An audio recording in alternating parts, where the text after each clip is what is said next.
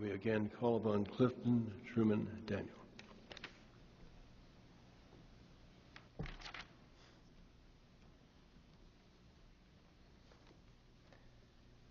Thank you, Congressman. I am honored to be reading this on behalf of Senator Claire McCaskill. On the occasion of the 60th anniversary of the onset of the Korean War and recognizing the Harry S. Truman Library Institute for holding an event to mark the occasion. Mr. President, I rise today to recognize and pay tribute to our Korean War veterans and to express my strong support for and admiration of the Harry S. Truman Library Institute, the nonprofit partner of the Truman Library, that is leading our nation's commemoration of the 60th anniversary of the start of the Korean War. On this important anniversary, we must not forget the lessons from this oft-forgotten war, nor the men and women who demonstrated legendary courage and valor in the face of unspeakable brutality. 60 years ago in Independence, Missouri, on June 25, 1950, President Harry S. Truman received word that the free people of South Korea had been invaded by some 135,000 communist troops from North Korea. America's 33rd president responded swiftly and decisively, for, in his words, "In my generation, this was not the first occasion when the strong had attacked the weak." Today, the fateful crossing of the 38th parallel by communist forces stands as the opening paragraph of one of the most brutal chapters in our American history, the Korean War. It is impossible to understand our world today and to have an informed view on the conflict that continues to seethe on the Korean Peninsula without understanding the Korean War. And yet, the first conflict in the Cold War is sometimes called the unknown war, or worse, the forgotten war, because it is not widely taught, studied, or understood. That is why on this important occasion we must rise to honor the courage and sacrifice of our Korean War veterans, so we can never forget. We cannot and will not forget that nearly 1.8 million Americans served in Korea, along with the forces of the Republic of Korea and 20 other members of the United Nations, to defend freedom and democracy. We will not forget that nearly 33,739 Americans died in battle during that war. We will not forget that nearly 92,100 troops were wounded in action during the conflict. We will not forget that more than 8,100 men and women never came home and are still listed as missing in action or prisoners of war. The ceremony, held on June 21, 2010 in the hometown of one of the nation's great leaders, President Harry S. Truman, is a sterling example, a sterling symbol of our nation's commitment to always remember, understand, and honor our brave Korean War heroes and the history of the Korean War. I want to especially recognize the men and women at the Harry S. Truman Library Institute who tirelessly labored to make the appreciation ceremony possible and a tremendous success. It is with great regret I will not be able to join many Missourians, many veterans, my esteemed colleague Congressman Ike Skelton, who is a tremendous student of military history, and keynote speaker General David Petraeus, a modern-day American war hero, on June 21st in Independence to recognize this anniversary and celebrate Korean War veterans. However, I know this will be a momentous event on a momentous occasion.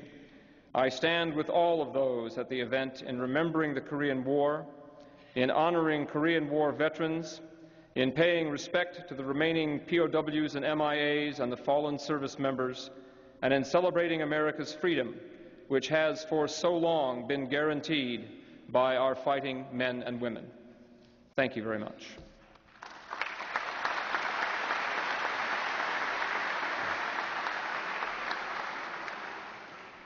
Thank you. The senior United States Senator from the great state of Missouri, the Honorable Kit Bond.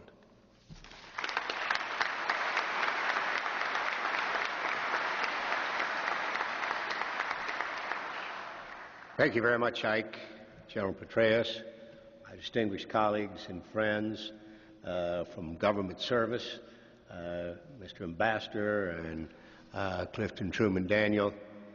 We are all here today to say a heartfelt and deeply sentimental thank you to the veterans of the Korean War, to the families who supported them, to the friends who never made it back. You truly are heroes we honor today. We thank you for the service. We thank you for your sacrifice. Indeed, it is truly an honor to be able to speak in such an important occasion. But we have a true American hero who's going to give the major address. But I have been very impressed by the remarks of my fellow speakers. Mr. Ambassador, the message that you bring from Korea and from His Excellency President Lee Myung-bak is very important, because as we honor the American war dead, we know that many more Koreans, South Koreans and North Koreans, died. And while we suffered the loss of military men and women, Korea suffered the loss of many citizens, and their country was almost destroyed. As indicated in the message that the ambassador brought, Korea has risen from a country devastated by war to a major economic power, a world leader, and one of our very best military allies in anywhere in the world. And for that, we say a heartfelt thank you. Please convey our sincere thanks to President Lee. And Clifton, it was powerful to hear your remarks about your grandfather, the difficulties and the trials that he went through, and Reverend Cleaver, to hear about the difference that Harry Truman made in integrating the armed forces. It was a pleasure for me to work in the Senate with colleagues on the resolution honoring the Korean War veterans and to honor their public service. A number of us up here are in public service, but for most of us that does not require putting our lives on the line. Very few of our people have ever had to make the kind of sacrifices our men and women in uniform make, and the families who support them. As President Truman once said, our debt to the heroic men and valiant women in the service of our country can never be repaid. They have earned our undying gratitude. America will never forget their sacrifices, to which we all say amen. And that goes for all our veterans, no matter which war they fought in. As we know too well, each generation has to secure America's freedom anew. Our honored Korean veterans here today fought the tyranny of communist China and North Korea. Those just a few years older fought the Nazis in Imperial Japan. Those a few years younger fought the spread of communism in Vietnam. Similarly, today's armed forces defend America from violent terrorists of Al-Qaeda and those allied with them. While our enemies may change, one thing that will never change is America's reliance on the dedicated service of her troops who are willing to go in harm's way and risk it all for freedom throughout the world. We always have the utmost respect and admiration for our troops and veterans. It's personal to me as a father of one who served in Iraq, and I know he and his fellow fighting men and women are standing on the shoulders of the giants who came before them. Because you fought courageously, those who are fighting today in Afghanistan primarily and elsewhere around the world are fighting, and you are their heroes in Korea. They are our heroes in Iraq and Afghanistan. And I can't say enough about the command and the leadership of General David Petraeus. My son, on his first tour in Iraq, was there before General Petraeus and his counterinsurgency doctrine. The second was after the doctrine came in. So the changes were amazing. Before the Petraeus doctrine, local Sunni leaders refused to work with American forces because of the lack of assistance they received from the Shia government in Baghdad.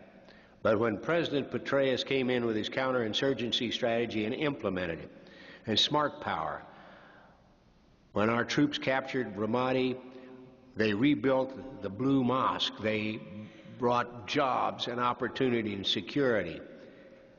and they won the hearts and minds of the Sunnis of Al-Anbar province. They know to fight the new kinds of war requires new kinds of thinking. And because of the leadership of brilliant leaders like General Petraeus, we are able now to deal with a totally new threat. Our young military people in harm's way are like those who served in 1950 or the World War II or in Vietnam. They continue to show those of us in civilian life the model for success over adversity and long odds. These true heroes never give up, even when others do. They persevere, they innovate, they continue the mission. On this day and every day, I say a prayer of thanks that there are men and women like those we honor specifically today who are willing to sacrifice all for your country. May God bless each and every one of you, your families, and God bless the United States of America. Thank you.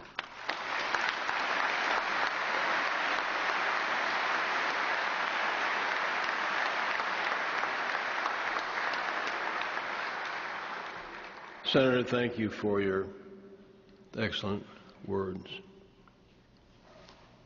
The last time that I saw General David Petraeus introduced at a major function, the Master of Ceremonies mistakenly stated that he received his PhD from a university other than the one from which he actually received it.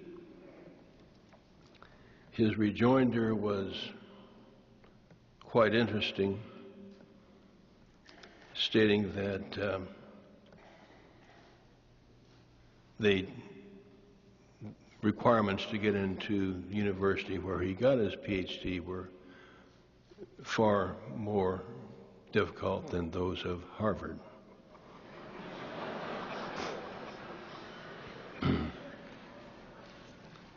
The gentleman I'm about to introduce is a historian of the First Order, but what is more important than that, he is making history and has made history for our country.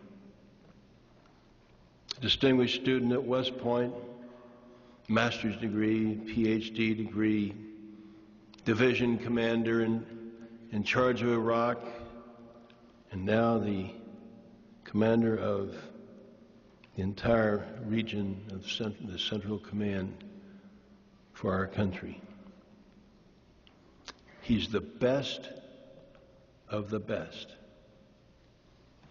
A great soldier of our time, the man who understands what it is to ask young people to go into battle, and one who has distinguished himself through a truly outstanding career in uniform for and on behalf of our country. Ladies and gentlemen, General David Petraeus.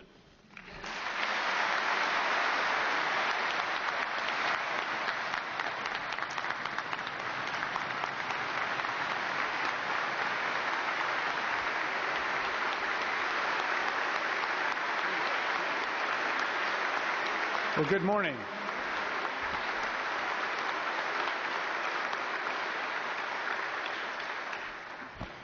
Good morning to you all, and thanks for that very warm welcome. Thanks, Chairman Skelton, for your very kind introduction and for your words of tribute to all the current and former troopers here. More importantly, thanks for the wonderful leadership you provided the House Armed Services Committee to ensure that our troopers have had what they've needed for the difficult missions we've called on them to perform in recent years, in particular, to ensure, as you noted, that there are no more Task Force Smiths.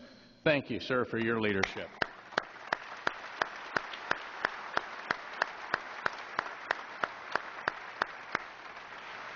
Indeed, I want to extend my appreciation to all the distinguished public servants who have spoken here this morning, who are in the audience here with us, for their abiding concern for and continued support of our soldiers, sailors, airmen, Marines, and Coast Guardsmen and their families, especially since 9/11.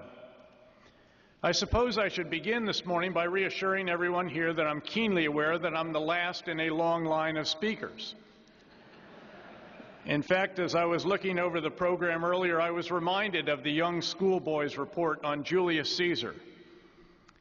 Julius Caesar was born a long time ago, the little boy explained to his classmates. He was a great general. He won some important battles. He made a long speech. They killed him.